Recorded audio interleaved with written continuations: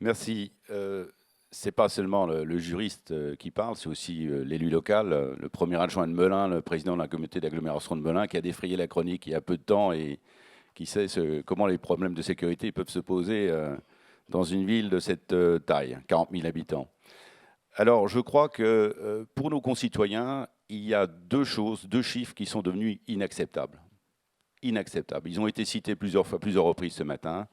100 000 peines non exécutées, c'est inacceptable. La loi doit être appliquée. Il vaut mieux pas de loi qu'une loi inappliquée. Tous les comportements déviants, ce sont des comportements qui se constatent parce que, justement, on sait qu'on n'effectuera pas sa peine. Le deuxième chiffre, c'est les 2 ans. On peut être condamné à 2 ans de prison ferme sans mettre les pieds en prison. Ça aussi, c'est tout à fait inacceptable. 2 ans, c'est grave. 2 ans, c'est grave. Ce sont des délinquants graves. Et puis, 2 ans, ça veut dire des récidivistes. Et on sait les problèmes que ça pose. Alors, la question qu'on se pose, c'est comment en sommes-nous arrivés là? Comment est-ce que c'est possible qu'un pays comme la France en soit arrivé là?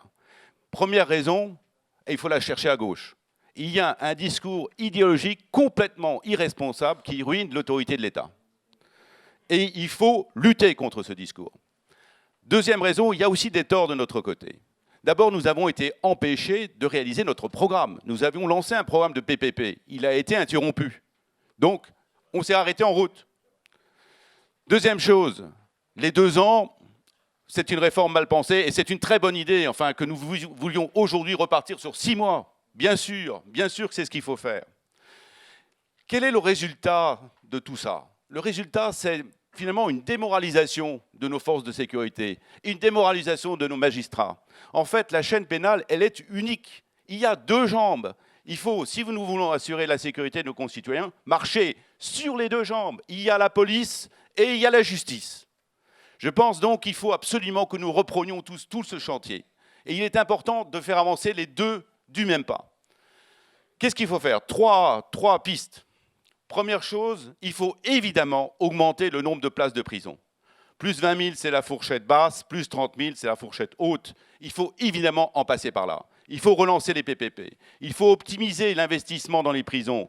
Si c'est des mesures de semi-liberté, ce n'est pas la peine de mettre des miradors. Il faut accroître le financement. Le financement, c'est la deuxième piste. Il faut absolument. Nous avons augmenté le financement en ce qui concerne la justice, mais ce n'est pas suffisant. Si nous voulons nous doter d'une justice digne d'une grande démocratie moderne, il suffit de se comparer avec les autres pays. Il faut nécessairement augmenter le financement de la justice. Comment faire? Comment faire? Peut-être une idée pour le professeur d'université que je suis toujours.